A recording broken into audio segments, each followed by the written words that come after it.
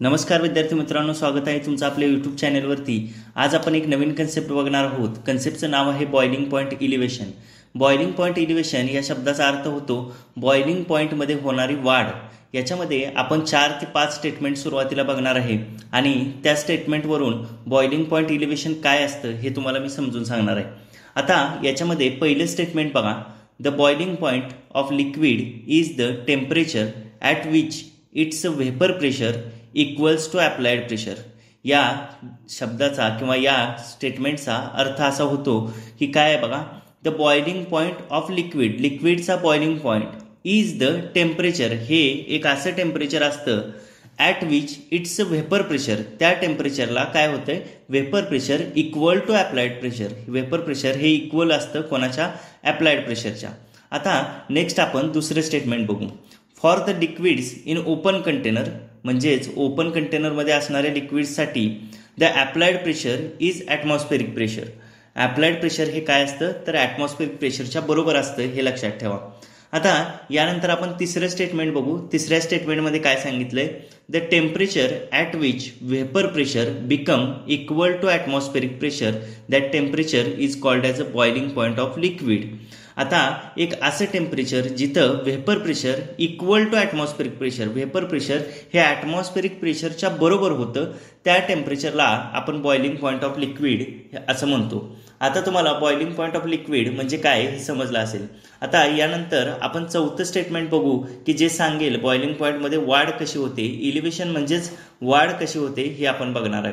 Fourth स्टेटमेंटमध्ये बघा, the boiling point of solvent is elevated by dissolving non volatile solute into it.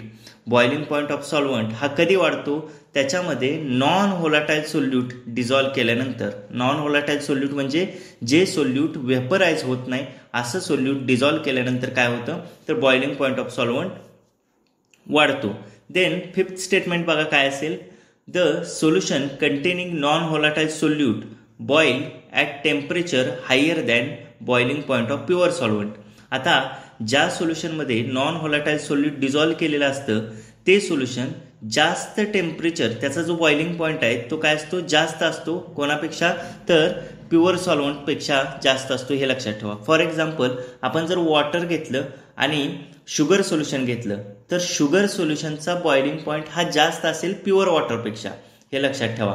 कायम लक्षात घ्या की प्युअर सॉल्व्हंटचा जो काय बॉइलिंग पॉईंट आहे तो कमी असेल सोल्युशनपेक्षा। आता हे आपण डायग्रॅमच्या मदतीने समजून घेऊ। आता डायग्रॅम काय आहे बघा, स्क्रीनवरती तुम्हाला डायग्रॅम दिसते।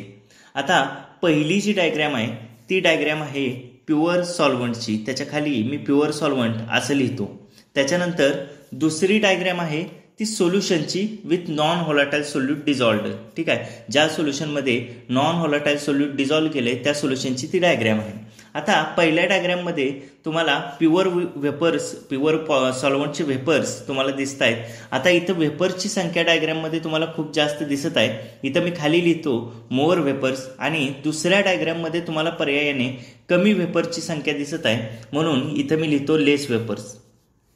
देन आता परत पहिल्या डायग्रॅमकडे या।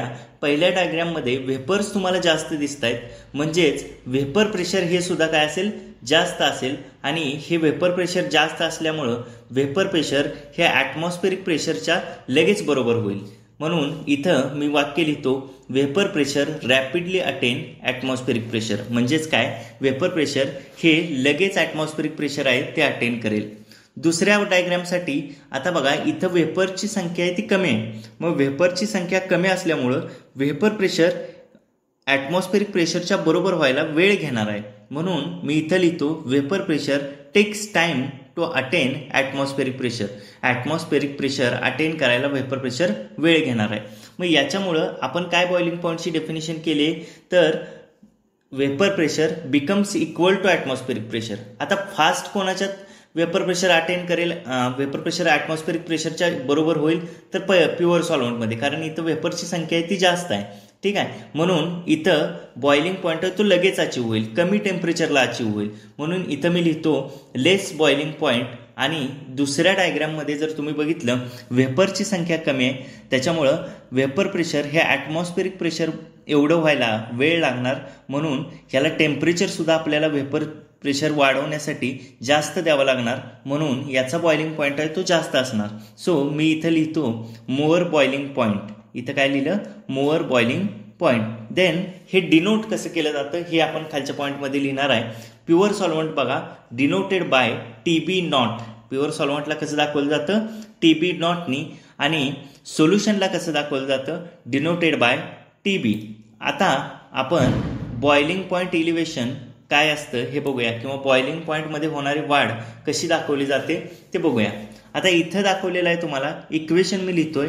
Delta TB is equal to TB minus TB naught. इथं डेल्टा TBचा अर्थ होतो डिफरन्स इन बॉइलिंग पॉईंट, म्हणजेच बॉइलिंग पॉईंटमध्ये किती वाढ झाली हे दाखवणारा तो डिफरन्स आहे. TB म्हणजे तुम्हाला माहितीच आहे वेपर प्रेशर ऑफ सोल्युशन, आणि TB नॉट म्हणजे काय? Vapour pressure temperature of solution. TB म्हणजेच टेम्परेचर किंवा boiling point of solution and TB not म्हणजे बॉइलिंग पॉईंट ऑफ सॉल्व्हंट. आता आपण कॉन्सन्ट्रेशन आणि बॉइलिंग पॉईंट इलिव्हेशनमध्ये काय रिलेशन असतं ते बघणार आहे.